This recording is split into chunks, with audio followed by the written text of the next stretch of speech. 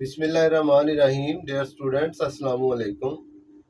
Students, आज का हमारा जो टॉपिक है that is parts of limbic system.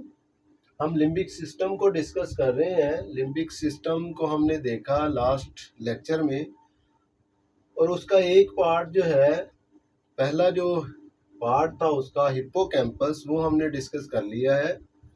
अब बाकी हम पार्ट्स को देखते हैं वन बाय वन।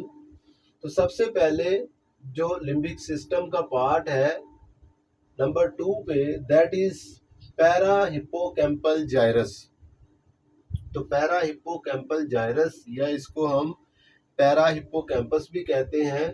इसकी अगर लोकेशन देखें डायग्राम में तो ये बनती है। ये हिप्पोकैम्पस से बिल्कुल नीचे जो है ये वाला part, that is known as para hippocampus या पैरा हिप्पोकैम्पल जाइरस। तो अ फोल्ड ऑफ टिश्यू, ये एक टिश्यू का फोल्ड है near the hippocampus that is often included in the limbic system and this part is involved in memory. यानी कि ये एक टिश्यू का फोल्ड है, ये वाला पार्ट जो है टिश्यू का फोल्ड है that is just beneath the hippocampus and it is involved. ये किस फंक्शन में अहम रोल अदा करता है? In memory. ठीक है, दैट इज पैरा हिप्पोकैम्पल जाइरस या पैरा हिप्पोकैम्पस। उसके बाद है फॉर्निक्स। फॉर्निक्स क्या है? अ fiber pathway connecting the hippocampus and mammillary bodies that is involved in processing of memory। ये देखें फॉर्निक्स, ये वाला, ये जो थ्रेड है, ये थ्रेड जो है that is known as fornix. यहाँ पे देखें अ फाइबर पाथवे, ये फाइब्रस पाथवे है, ये जो किसको कनेक्ट करता है? दो चीजों को, एक तो हिप्पोकैम्पस को और दूसरा मैमिलरी बॉडीज को। ये देखें, ये यहाँ से होकर ये यहाँ पे ये इसको कनेक्ट कर रहा है। ये मेमोरी बॉडीज है, मैमिलरी बॉडीज, और यहाँ से ये हिप्पोकैम्पस को आपस में कनेक्ट कर रहा है। और इसका रोल क्या है? It is involved in the processing of memory. तो नेक्स्ट नंबर 4 पे है मैमिलरी बॉडीज। मैमिलरी बॉडीज क्या है? A protrusion of the bottom of the brain. Brain की बॉटम की ये जो है कुछ उभार होते हैं, ठीक है, at the posterior end of the hypothalamus, जो हाइपोथैलेमस के पोस्टीरियर एंड की तरफ होते हैं। ये देखिए, ये मैमिलरी बॉडीज और ये हाइपोथैलेमस। ये इसका हाइपोथैलेमस का इंटीरियर पार्ट, और ये पोस्टीरियर एंड की तरफ होते हैं। ये देखें पीछे की तरफ, हाइपोथैलेमस से पीछे की तरफ ये प्रोट्रूजन्स जो हैं, ये उभार जो है, that is known as mammillary bodies. तो it containing some hypothalamic nuclei, इसमें कुछ हाइपोथैलेमिक न्यूक्लियाई भी होते हैं, यानी कि कुछ पार्ट्स ऑफ द हाइपोथैलेमस इसमें इंक्लूड होते हैं। तो it is also involve in the processing of memory. यानी कि ये तीनों पार्ट जो हैं, पैरा हिप्पोकैम्पल जाइरस, फॉर्निक्स और मैमिलरी बॉडीज जो है, ये तीनों के तीनों जो है, इनका रोल क्या है? ये मेमोरी में अपना फंक्शन परफॉर्म करते हैं, प्रोसेसिंग ऑफ मेमोरी में। इसके बाद नंबर 5 पे जो है दैट इज सिंगुलेट कॉर्टेक्स। इसको हम सिंगुलेट कॉर्टेक्स कहेंगे। तो सिंगुलेट कॉर्टेक्स क्या है, या सिंगुलेट जाइरस भी कह सकते हैं इसको। A segment of older cortex just dorsal to the corpus callosum that is part of the limbic system. ये क्या है जी? एक सेगमेंट है, ये वाला, ये जो आपको येलो कलर में नजर आ रहा है, ये वाला हिस्सा, that is known as cingulate gyrus या सिंगुलेट कॉर्टेक्स। तो ये इसकी लोकेशन क्या है? It is just upward the, ये कॉर्पस कैलोजम, ये वाला जो पार्ट है दैट इज कॉर्पस कलोजम, और कॉर्पस कलोजम के just dorsal dorsal to the corpus callosum, ये वाला ये येलो कलर का जो पार्ट है that is known as cingulate जाइरस।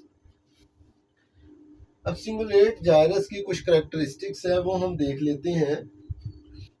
It is a fold of cortical tissue on the inner surface of the hemisphere, यानी कि ये हेमिस्फेयर्स की इनर सरफेस में मौजूद होता है, इनवर्ड मौजूद होता है, and it is further divided into anterior and posterior sections. यानी कि सिंगुलेट जाइरस जो है, ये सिंगुलेट जाइरस, ये येलोइश पार्ट जो है, it is further divided into anterior, ये वाला पार्ट जो है जो आगे की तरफ है, ब्रेन के आगे की तरफ है, that is known as anterior cingulate cortex, और जो ये पीछे की तरफ है ये वाला part that is known as posterior cingulate जाइरस।